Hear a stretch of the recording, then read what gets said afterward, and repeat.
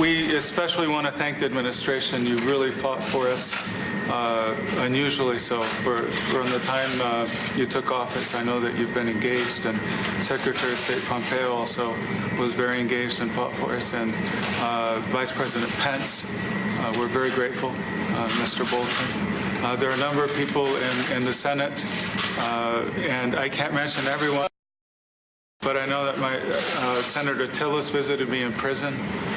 So did Senator Shaheen and Senator Graham, and Senator Lankford has been involved from the very beginning.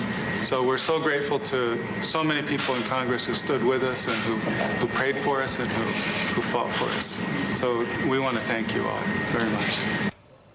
That was Pastor Andrew Brunson at the White House on Saturday, expressing gratitude for the Trump administration and members of Congress for his safe return to the U.S. after 2 years of being held prisoner in Turkey. Joining us now are two senators who were part of a long-standing bipartisan push to get Turkey to release the pastor, Republican James Lankford of Oklahoma and Democrat Jeanne Shaheen of New Hampshire. And I thank you both for being on the show this morning. I guess, Senator Lankford, I'll start with you. Tell us about the process of how this finally was able to happen. Yeah, exceptionally long process. It goes all the way back to October of 2016 when Pastor Brunson was swept up in the coup and was picked up without any charges, was held without charges for 18 months. I was there in December of 2016 meeting with the judiciary and the justice minister there in Turkey in Ankara, trying to be able to plead for his arrest, and at that time just to be able to pick up what charges they were with. This has been multiple hearings. There's been a lot of bipartisan push. This has been sanctions. A constant pressure on Turkey, which is a NATO ally, to be able to act like a NATO ally. And finally it comes down to last week when Turkey read all the charges, recommended 10 years of prison for Pastor Brunson, and then returned time served and kicked him out of the country. We're glad to be able to have him back. Jeanne Shaheen, tell us your experiences with this. Well, as James said, this is a very exciting development. I am so thrilled for Pastor Brunson and his family. His wife, his whole family, his children were such great advocates for him, making sure that no one forgot that he was being held falsely in prison in Turkey. And it was, as you've said, a wonderful, cooperative, bipartisan effort across state agencies with the Department of State, with the White House, with even, I think, the Defense Department was engaged, and so many senators working to try and secure his release. That's the way government should function. When an American citizen is held overseas wrongly, everyone should know that we're going to do everything possible to get them out. So what was it a transaction? Was anything given in return, Senator Lankford?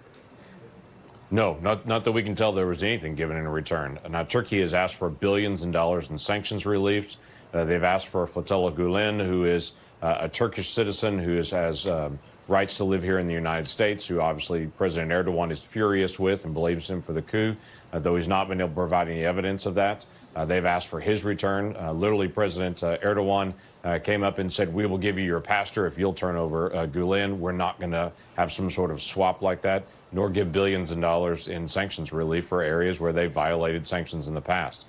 So they pushed for that for now 2 years. That didn't happen. We've continued to be able to add additional sanctions and emphasis on them to say, we expect you to act like a NATO ally. You don't hold an American hostage and ask for some sort of trade for favors. We'll talk about other issues, but not while you're holding an American hostage. John Heilman. Senator Shaheen, it's John Heilman here. I'm curious, I want to talk about Jamal Khashoggi's murder or apparent murder. Tell us what you think. First of all, talk about this. Obviously, the Turks have obviously an important role here in bringing this to light. Tell us what you Tell us what you think about the role they and where you think this story goes from here, particularly in light of the president's comments last night on 60 Minutes. Well, before I address that, I just want to point out that Turkey is still holding some other Americans, a former NASA scientist, and some State Department employees that they are also falsely imprisoning. And so I hope that the release of Pastor Brunson is a premonition of more to come from the Turks, that they will release the other Americans and the other people they are holding hostage. So I think Turkey has an important role to play. You know, one of the good news pieces of this is that hopefully this will allow us, once they release the American citizens they're holding, will allow our relationship to get back on a better footing, because they are in a very important geopolitical position where they lie between Europe and Asia. They are a NATO ally. We need to have a good relationship with Turkey, and so I hope that they will begin to act more like a democracy and less like a dictatorship, and will address some of the issues that have been outstanding. And one of the places where they could be very helpful is with what happened to Mr. Khashoggi. And what we have heard is that they're interested in working with the United States and going into the embassy and trying to help find out what happened there. Now, that hasn't happened yet, and it's my understanding that the Saudis have refused to give access to the embassy.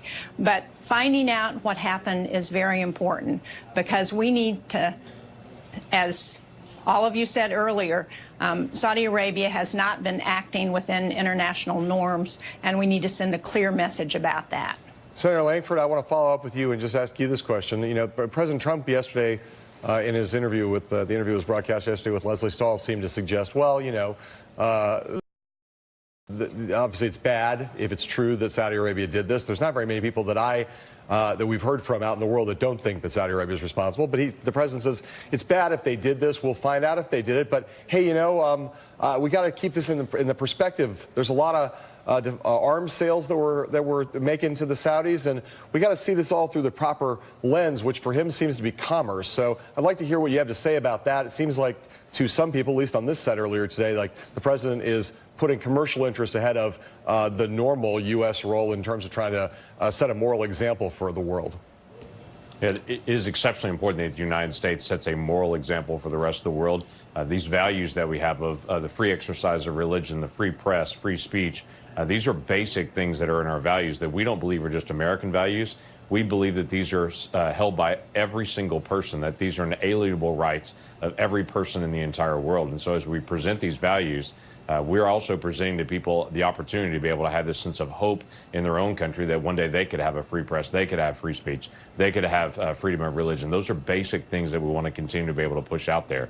So I would say on that, there are a lot of levers. The president seems to have pushed back pretty hard on the lever that some people are pushing onto him to say cut off all military aid, and that's the one solution. That's not the one option. And what I've really heard the president say, whether it was at the White House on Saturday or since then, is that I don't want to just say there's only one thing that we could do to push back. But one caveat that I want to put on this, we don't know about his status at this point. So it always makes me concerned to continue to be able to press out that he's been murdered, he's been dismembered, all these things that I hear of it. His fiancée is still waiting. I'd like to know what's going to happen before we press on what the next step is. Well, Senator, if you find out, if the reports out of Turkey are true, and we find out that he has been murdered, that there was a plot, if stopping military sales is not the only option, what option would you prefer? I'm not saying what that option would be at this point, Joe. Same thing that I've said before. Let's find out what has happened to him, and then let's find out then what we would do to respond to it. While I do think that we need to have a whole series of sanctions and everything ready to go for this, we've got to be able to find out, and at this point, not assume that he has been murdered until that we know that. Obviously, it doesn't look good. He walked into an embassy. There's no footage of him walking out.